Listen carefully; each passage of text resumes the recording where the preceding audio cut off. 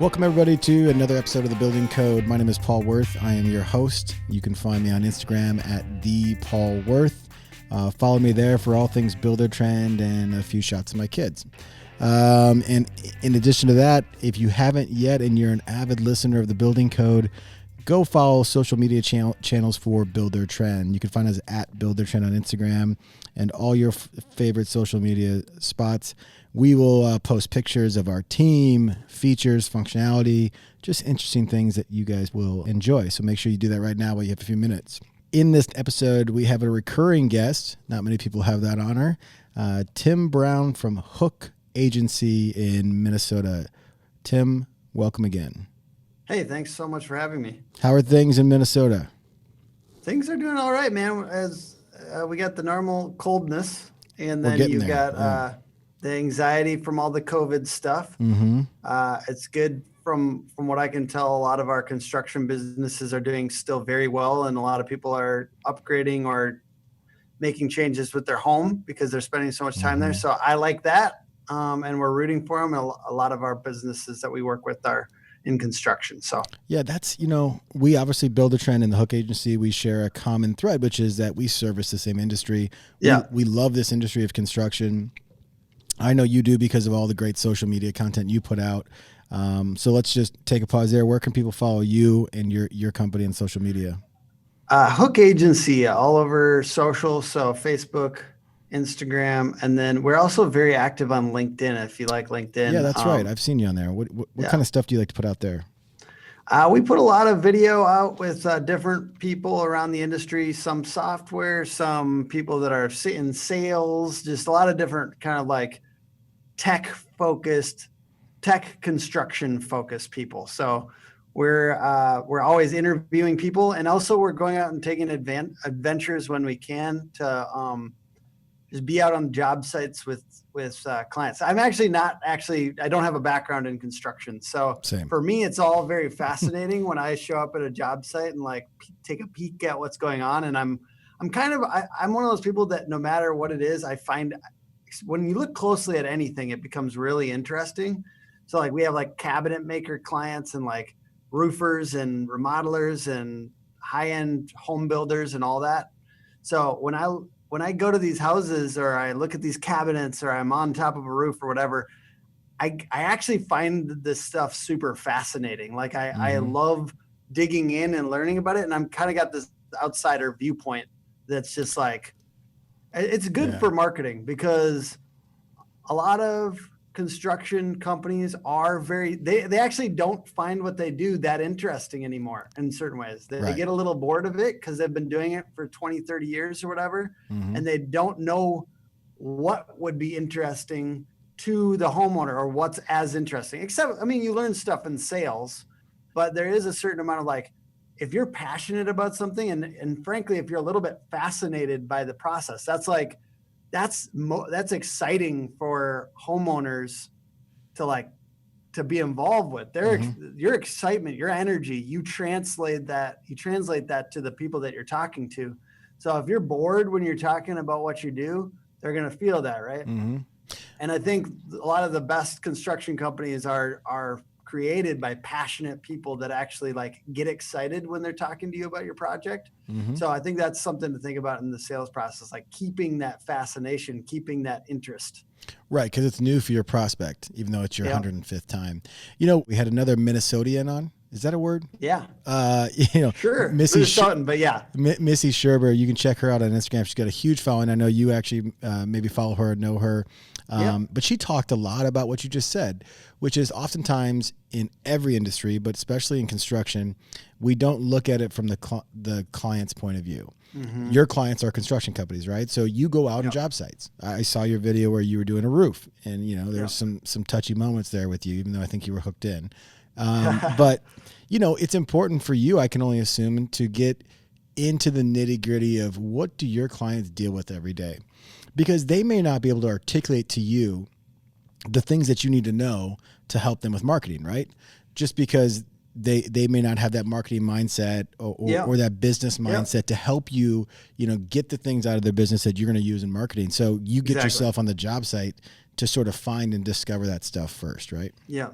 A little bit, yes. I mean, sometimes we've already been on the job site with somebody like them, right? Like, so we sometimes, the this the industry enough to be able to say all your competitors are saying that. So one of the things in marketing is like, what's the differentiating feature, right? What is the differentiating feature? And so many businesses say the exact same thing as everyone else. Right. And so that's a challenge in marketing. And just exactly what you're saying, like when you get in a room with somebody for a business and we're asking them about, like, what do you tell your marketing company? Like, right? If you're a construction company, what do you tell your marketing company? What is important to tell your marketing company? It's not necessarily what you think it is. So it's not every last detail about how you get the stuff done in your proprietary system, I see what you're saying. It's not all the way. So what you need to tell them is, so the last 3 really satisfied clients that we had all said this. They said, we like it that you make it minimal, the amount of effort that we have to do on the front end with design. We like it that you cleaned up every last thing after you were done. We like it that you were quick about, like, when you said it was going to be 3 weeks, it was 3 weeks. Like those, like when you really identify what prospects are really saying, that's what matters. You don't have to tell them every last detail about like your framing and, certain things. So it's hard to know. I think that that's a challenge for a lot of people, but what it comes down to is you got to try to give them real prospect and client feedback. You've got to give them what I think I've got a number of questions here that I think are really good to share. Yeah. Well, one thing, pull those up. But one thing that I've always noticed, because I've been with Buildertrend since the beginning, 14 years, talking to contractors, and when you ask them that question about their business, oftentimes they talk about their competition. Yeah. And what the competition. They're really obsessed. Yeah. Yeah, they're super obsessed with competition and like what the competition's doing and how they're not doing that or they're doing it better. But to your point, they're not really looking at it from the client or the prospect's point of view, right? Yeah. Yeah, and so that exactly, because they don't care. They don't care about your competition, man. Right. Those homeowners don't care. And frankly, no offense, but we're in a somewhat commoditized industry with construction. Like, yes, there are ways to change. There's brand. You have brand. You can build brand. What is brand? It's the logo. It's the reviews. It's the referrals that somebody's given you. Like that's brand, your reputation. Brand is what people say about you when you're not in the room, right? Okay. And there's also this function of marketing that plays into those sales conversations, right? Like if they come in and they are just looking for price, then you have to get them out of that mode. You have to talk to them about what you do differently. And I think that there's a lot of construction companies that are getting stuck thinking about competitors and they don't need to. Yeah, so the prospects don't care about your right. So what do they care about? And again, knowing that, and I just talked to Missy about this a couple episodes ago, is that we are sort of in a different world. Not only because of the internet and social media, and that's sort of been progressing in the last 5 years. In a lot of ways, we're in a post-COVID world, and that has its own sort of new rules. I mean, and we're not going back. And so when you think about how, people, you're in marketing, obviously, it's in the name of your company. So there's always been this idea about a funnel when it comes to sales, right? Where, leads come in and you inform the lead about what you do and they get information from you as the business about you. Right. And then they make a decision based on price and, the relationship with you guys and all that kind of stuff. And then there's a sale. Yeah. That doesn't exist anymore. They have information available to them at all times about the industry, about, the product, about you as a business. And I think maybe what you're saying, and I don't want to put words in your mouth, is that you better be the one leading that charge about what they're going to go find out about you. Yeah. Right. Like you can't control the conversation only when they come to you and sit in your office and say, tell me about you, Mr. Builder. You got to find out how to control that conversation out there somewhere else. Exactly. And, there's easy ways to do that right now, right? Get more reviews. Sure. Get more reviews. How do you do that? You ask in a way that's kind and empathetic. Sure. But you say, it matters for us as a small business. Could you take 3 minutes and leave a review? I know that we had a great experience or whatever. Another thing is, I think getting your people excited about your company is important, right? Like, because if your secretary and your carpenter are both really excited about what you're doing, like, and I'm not saying they have to be like stoked all the time. Like, this is not like, this is not a Tony Robbins retreat, but it is something where it's like, if there's clarity around why you guys are doing what you're doing, which is just basically, we care very much about homeowners, and it's kind of a mission driven thing. It can be simple, but it's like, we want to give them a great experience, and that matters for us. And we see a lot of construction companies ripping off homeowners, and we're going to stand in opposition to that. Integrity. We're going to be the ones that provide clarity and that provide honesty throughout the process, making customer service like a really central thing. If you have some simple statements that kind of define what you're doing, what the mission of the company is, it doesn't have to be crazy. This is not like, like I said, you don't have to go off site for 3 days and like have a retreat with your employees. Just simply say why, why you're different in the industry and what matters to you as a business owner. But oftentimes too many companies don't have that yet. They don't have a mission statement or a word brand.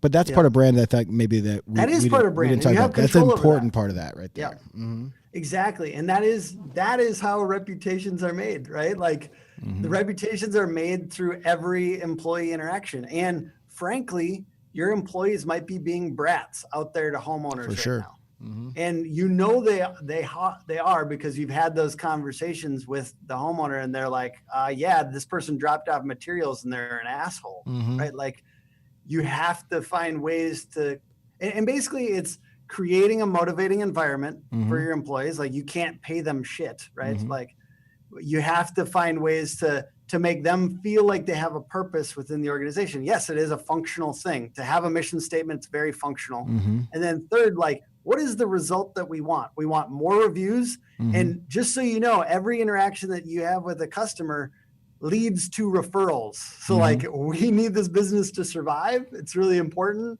And when you're nice to them, we get referrals. So like, letting your employees in on the secret of, this is very functional to be nice, even on those little interactions, that matters. For sure. Yeah. I think we should, there's just so much time that I think we could spend on employees and how they're an extension of your brand, how everybody's a salesperson in your company, how to get them engaged, keep them excited. You should probably be doing some sort of like profit sharing, a small percentage, so that they're financially invested, but also you need to be doing quarterly reviews and really let your employees know you care. You'll get that back tenfold. That's super important, and I think we could do that. And because I think you could speak about that as a business owner, right? You started your business. Absolutely. How long ago did you start Hook Agency? About 4 years ago, I went out on my own full time. Okay. So you've been through the journey of identifying who you are as a brand, bringing on employees, maybe having to let some go, because they didn't share the vision. That's something you've been through recently, right? Yep, exactly. And I found 3 core values useful. Okay. Right. Like ours are scrappy, humble, and results driven. Simple. So you can repeat them, put them on the wall, that kind of stuff. Yeah, exactly. Yeah. You don't want to have 50 core values where no one can remember any of them. Like, so we started off with 11, we went down to 9, then we went down to 5. Now we have 3, and they kind of comprise the other ones, right. Like, results driven, swallowed up hungry. Like we had hungry, we had some other ones in there, right? But those all kind of go together, and it all feels a little soft, to be honest, especially when you're like a 1-person, 2-person, 3-person business, and like none of this stuff matters at all. But like, as you start to grow, you're a 10-person business.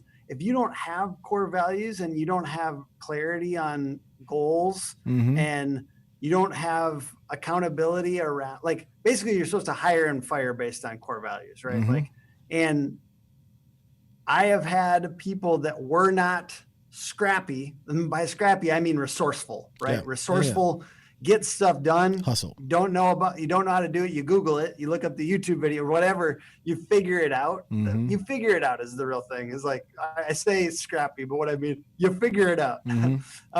And we just found having stuff like that very, very useful, because now we do see people in the hiring process kind of look different when you say scrappy, right? Like that sounds kind of silly, especially if you came from a corporate environment, because we're not very good with people that came from like a bigger agency. We have to find people that are scrappy. Right? And you got to know that stuff about your company. Like if your company doesn't provide a crazy ton of structure, you need to know that you can't get somebody from a big company that has had a ton of structure their whole career, you know? Yeah, because they're going to come into your office and go, well, what's the system? Where do I do this? And who do I call to order this? And you're like, no, you do all that yourself. Go figure it out. Yeah, there you go. Exactly. But so we spend a lot of time as a business. I mean, because again, both of our companies, Buildertrend and Hook Agency, we love the construction industry. And one of the things that I think we've all identified is that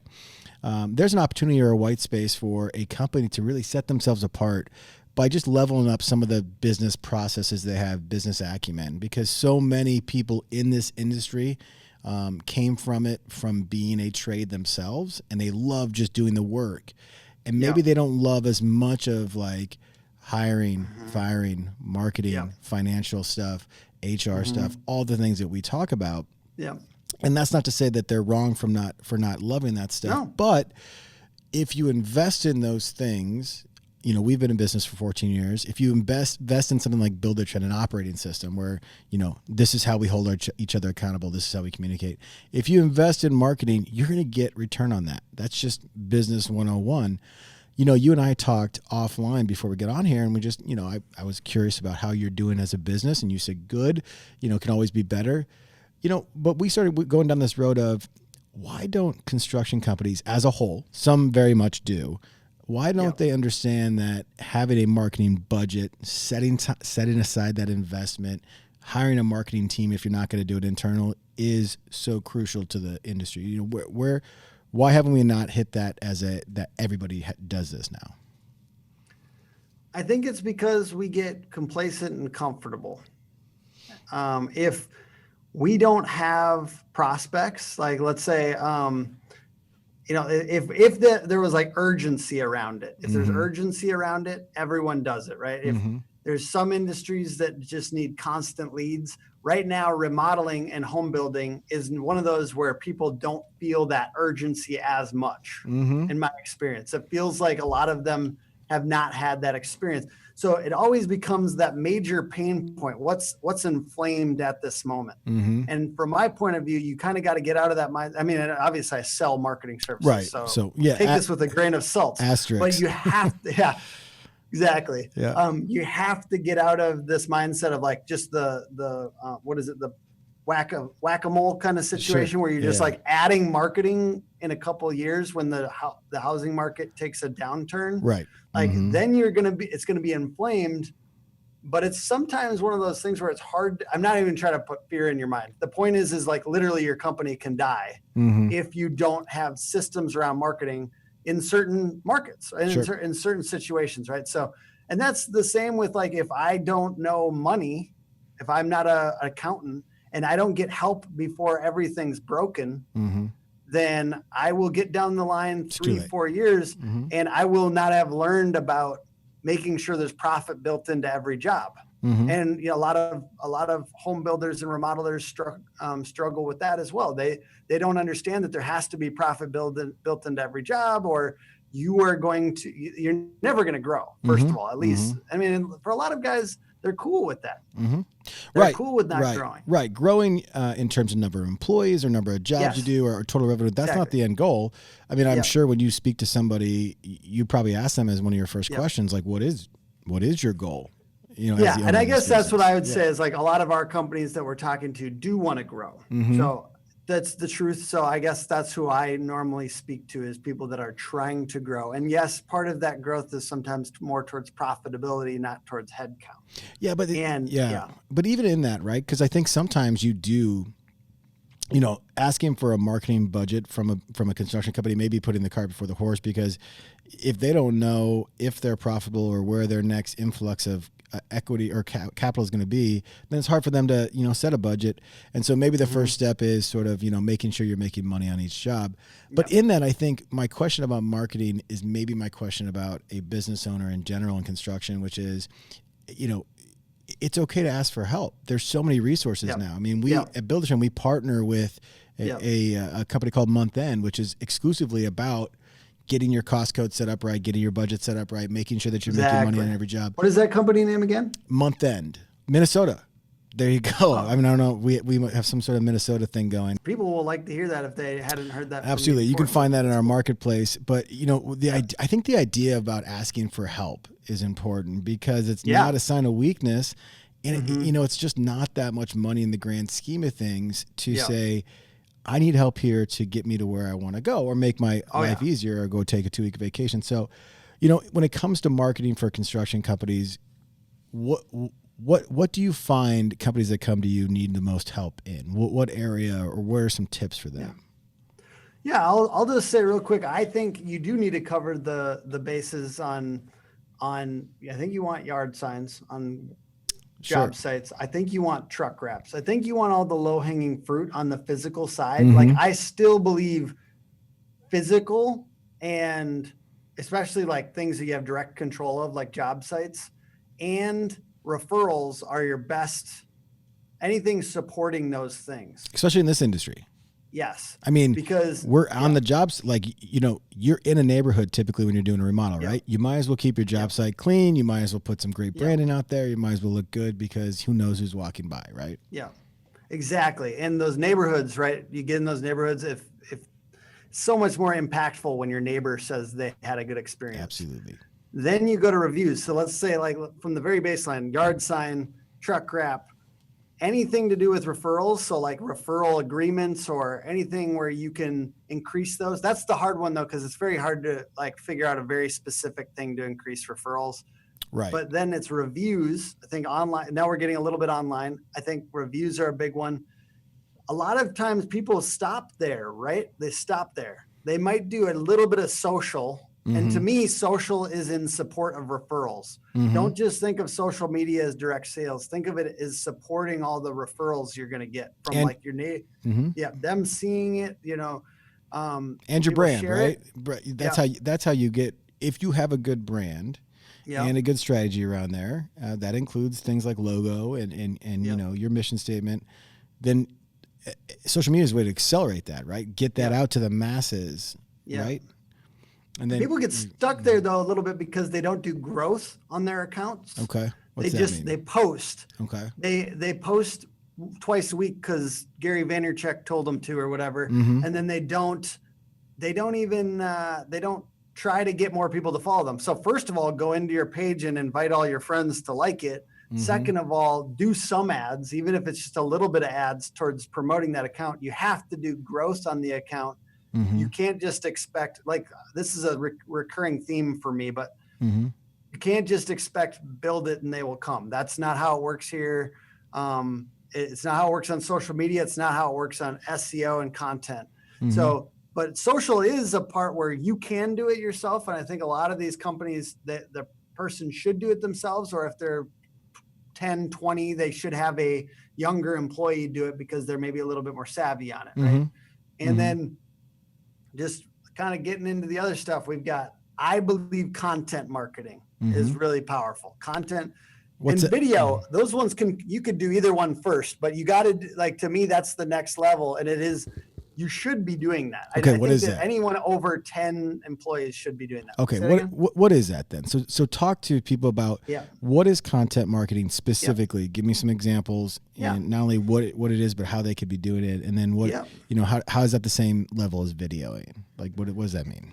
At the bare minimum, it means, let's say you get a question in the sales process about mudrooms. A question like, do I need to change the exterior of my home to add a mudroom or something? I don't know what the question is for you, but something where there's a very specific question that can be, not only, let's say you're writing out that answer in an email and you get about 300 words in and you go, I've had this question 5 times this year.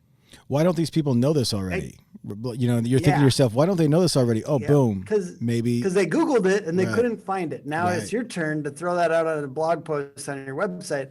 Not only will you could direct your prospect to that blog post now whenever you get that same question. And I probably gave a bad example because I think people get it. Yeah, people get it. Yeah. Now you have that to send them again. So it's like almost like a template. Hey, send that to the prospect. I've already got a blog post for that. But you also now get people coming to your website off of Google. And the more questions your website answers about construction, about that process, about questions that people really have, the more Google starts to trust your website as an authority. Okay, that's a really good point. So, you talk about this idea of not, empty auditorium blogging. Okay. Yes. And essentially, we're gonna get into that. And even though we're in 2020, I go, well, oh, man, what's the point of a blog? Like, it's hard for me to define that, right? No. And so I think if we narrow here for everybody's listening who wants to build organic traffic to their website, to drive lead gen, but just to grow their brand, one vehicle is a blog, right? Yes. That you can put on your website. But what you put in that vehicle, a really good strategy is think about the top 10 questions over the last 10 years you've been in business that you get during the sales process, or just something unique that maybe somebody is surprised by during the construction process, or just anything like that that's unique about and then write about it, publish it to your blog. Yeah. Those are basically 3 steps. Get a blog part of your website, come up with 10 ideas, write about them. You're an expert. That's the stuff that in construction, they already know this stuff. That's one thing that they have nailed. Every business owner in construction is not just a general manager. For the most part, they've been an expert at carpentry or framing or drywall. Like, they know how to do this stuff down to the T. So I guess maybe use that, right? Use that and write about it. Yep. And I want to go through some brief bullet points on this because I'm going to say something that feels demotivating, but then I'm going to motivate you. Okay. I'm with it. Let's do it. Demotivating. 90.63% of blog posts on the internet have 0 traffic. Ouch. Okay. That stinks.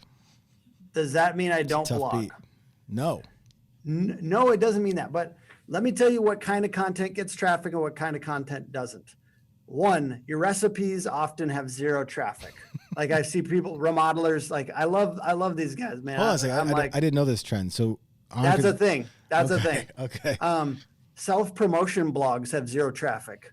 Announcement blogs have 0 traffic. So all this stuff, like, we just finished a, Rambler in East Side or whatever, like stuff where it's like. Were you going for a floor plan in a neighborhood with that example? Yeah, okay. Exactly. Yeah. Or we open a new showroom. Blah, blah, blah. Just think about self-promotion doesn't work. So just stop on the blog. It works on social media a little bit, right? Like, it's fine. Okay. That's where social media is for, but it's not the point of the blog.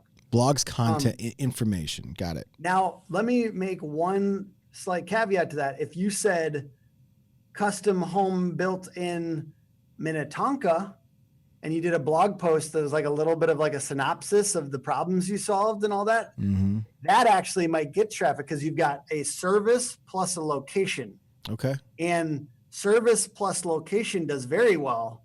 And particularly in our area, there's those neighborhoods in every state, right? Where those neighborhoods, those cities that really have a high-end clientele. If you do a house there, write about it, mention the service plus the location in the title, and or have a case study area on your website. But okay, I like that. You have to serve them. And I use like all caps and say you, the ideal customer, as in you. So speak in terms of you, the ideal customer, serve them. And then the way that you crack the door open, we talked about those real questions that people have. That's always good, especially, honestly, the more niche is good. So like I talked about mudroom because that seemed really specific. Another one that I've seen do well, like I look at, like, we have a good chunk of construction companies, like I mentioned, and I'm looking at what's doing well on their blogs all the time. So we've got, like 18 construction related companies, and I'm looking at all these posts that are doing well, like little things like secret door or secret room, like the mudroom stuff. We talk like lake home construction, build on your lot, stuff that's like really specific and like really kind of niche. Yeah, that stuff does better. If you have a Roomba, and can I get a little cutout for where my Roomba, exactly, sits in a kitchen or something like that? Exactly. I know one of our guests had mentioned that's something that they're hearing in requests. So keep your ear out for requests that are unique to where we live today, like Zoom rooms. I'm sure, right? Because we're spending more time in our houses. Be current, right? And you can do inspiration posts, and it's still good for your website because it gets your website to breathe, meaning there's people from around the country looking at it. Maybe they're not your ideal customer, but you want this website to be a hub of information. That's the ideal scenario. Hold on. What do you mean by inspiration? What's that mean? So like if you said like Roomba, like it's like a cubby or something, right? Like a Roomba cubby inspiration. Like those are probably cute, I'm guessing. Right? I see. So you could do like, here's 7 examples of Roomba cubbies. Like, and not only that is like, that's so good for social media too, because it's always the details, in my opinion, that sell jobs, right? Like, don't be vague. It's that one thing they fall in love with, that entryway, or they fall in love with the idea of that custom deck or whatever it happens to be. Like, it's always those details. And so you'd be surprised that Roomba cubby might sell your next project, weirdly. Okay. Yeah, that makes sense. And other types of posts that are doing really well, versus posts, what's that? This versus that, like, let's say, I'm trying to get it, dining room versus office, second office, or custom home versus prefab, right? Like those types of posts versus posts. People search that way. Okay. Pros and cons does really well. Same concept. Anything pros and cons of prefab or whatever. I'm sorry, I don't think prefab is like the best example, but statistics posts do well. How-to posts do well. And like I said, the most niche does well. So like if you've had the conversation twice in the sales process, but it's kind of specific, that's good. Okay. That's really good. That's a good little nugget. So a good rule of thumb, let's just say if you've had the same question twice or the same unique conversation twice, and it's unique, it's not just about spacing of your 2x4s behind your drywall or something like that, then, note that and have yourself or somebody in your company sort of write it. As a business owner, if you are the subject matter expert, you could literally just write down bullet points, send it to a service, and have them smooth it out, right? Like there's websites like Fiverr.com or something like that where they're freelance writers out there that just give them the bullet points and they'll come back and have something that's polished. Exactly. And to be honest, like we do write for people, and we're an SEO company, a content marketing company, and a website design company. But that being said, there are a lot of writers out there right now that need work. Yeah, there you go. I'm saying, like, as a business owner, I've got that brain in me too, right? Like where it's like, there's a lot of people that need work right now. You could probably find a writer in your network of people, you could put a post out on Facebook and say, I'm looking for a writer that's like been around home services, that's been around construction a little bit. Right. You can find those people. Or like on Facebook, you just send your friends and like, do you have an 18-year-old who just dropped out of liberal arts college or just graduated college with a writing degree that they can't do anything with? Send them. And yes, I mean, the truth is, the better your notes, the better the post will be. Right. Like if you spend a little bit of time on that, if you spend 10 minutes instead of 5 minutes on that, you could get a really good post out of them. Yeah. And like, here's, we've got things that we do internally. Like, what is the point of this? Like, what are we trying to do with this blog? So a little synopsis on like, what are you trying to do with this blog post? Yeah. What's it all about?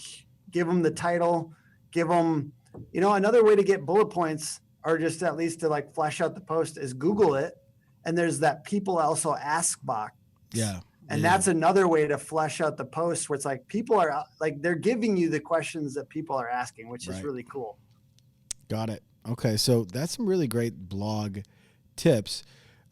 Typically it's easy to get a blog on your website, right? Most people listening have their own website. There's easy ways to get blogs on there. If you don't know how, you can ask your website administrator.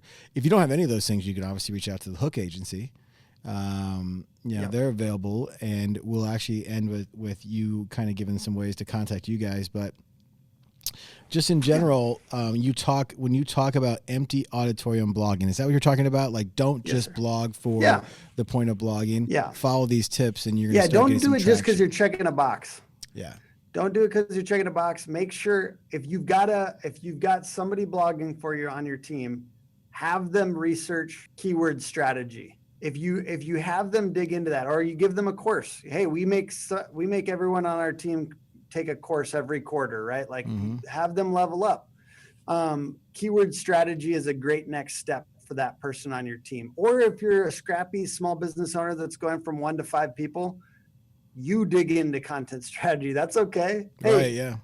The point is to think about this stuff as a craft, just like you think of construction as a craft. Finance is a craft. I don't understand it, but finance is a craft.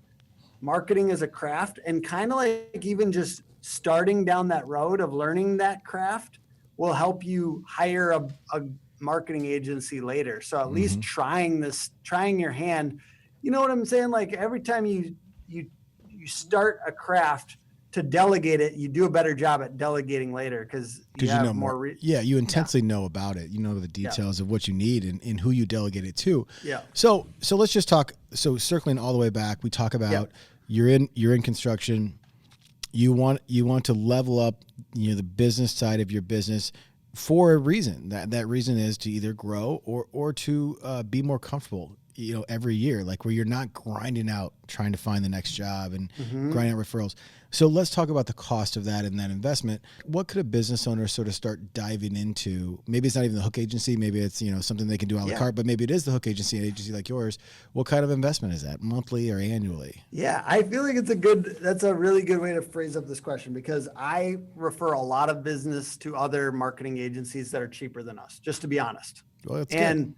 And I'm open to giving those referrals anytime. So say what's up. Hook Agency all over social, hookagency.com. And I'm Tim Brown on, I feel like that's hard to Google. So Google the brand name plus my name. Hook Agency. But I think of places where you can start and not get just total trash. Like there's websites. Well, hey, that's a good point, Tim, because there's a ton of marketing agencies out there. And like, how do you know what's good and what's bad? Yes, that's a hard one. I'll say I think even just okay stuff starts around like $5,000 for a website and like $1,000 for recurring marketing service. Like we're much more expensive than this, but I'm anchoring, I guess, very low accidentally. Yeah. But the point is like that's a spot to start. Like if you're, let's say, I think 5% is a good rule of thumb for how much 5% of revenue is a pretty like well-known amount for marketing. Okay, so if you're a business owner, we're through October, we're into now almost the end of the fourth quarter, middle of the fourth quarter, quite literally right now. So think about what your revenue was in 2020, and a rule of thumb would be start making a budget for 5%. Maybe next year it's 2-3%, whatever it is. Maybe you move it up. Maybe it's 3%, and then you move it up to 4% the next year if you can. I mean, the point is we're trying to even out those like big dips and valleys with your business, and marketing helps that. And it also allows you to spend, to not take bad jobs. Like we all take bad jobs when we get desperate. Yeah. That's a good point. So if you do a better job of marketing your company to the world's going to bring you better fits for your company. Yeah. Is that safe to say? You have to be able to turn down bad fits. That's the thing. It's like, the more leads you have, the more likely you are to turn down bad fits. Okay, there you go. So, and that is something to just start. Like, I mean, like it's scary to do, but like once you feel like you have a little bit more business, it's really good to say no, right? It's really good to start saying no to that stuff that their expectations are off, or you're going to try to do a $50,000 job and a $40,000 budget or whatever. Well, that's the thing. Okay, so let's tease because I'm going to bring you back on. All right, because I think marketing is really important for construction companies. Yeah. So the other thing we talked about right before we jumped live is that your job as a hook agency, the main focus is bringing construction companies leads. But not a lot of construction companies have plans on how to efficiently treat those leads when they get them in the door, meaning what is my cadence of calling them? Yeah. What is my message when I call them? What's my call to action? Am I trying to sell over the phone, or do I want to just set a meeting up so I can get them in front of them and give a presentation to them? What's our email marketing strategy? What's our drip strategy? If they say no to us this month, what's our cadence in following up with them every quarter? What is our filter process? Not everybody's going to be a fit for you. They might not have the right budget. They might not have the right temperament for you. They might not be the right type of job you're trying to attract in the future. So next time we come on, let's just talk about all that, because I think that's really good, tangible. I think we like to give tangible, stuff on this podcast, not just high level ideas. So we'll bring ideas and examples then. I love that. Let's do it. I'm super excited about it.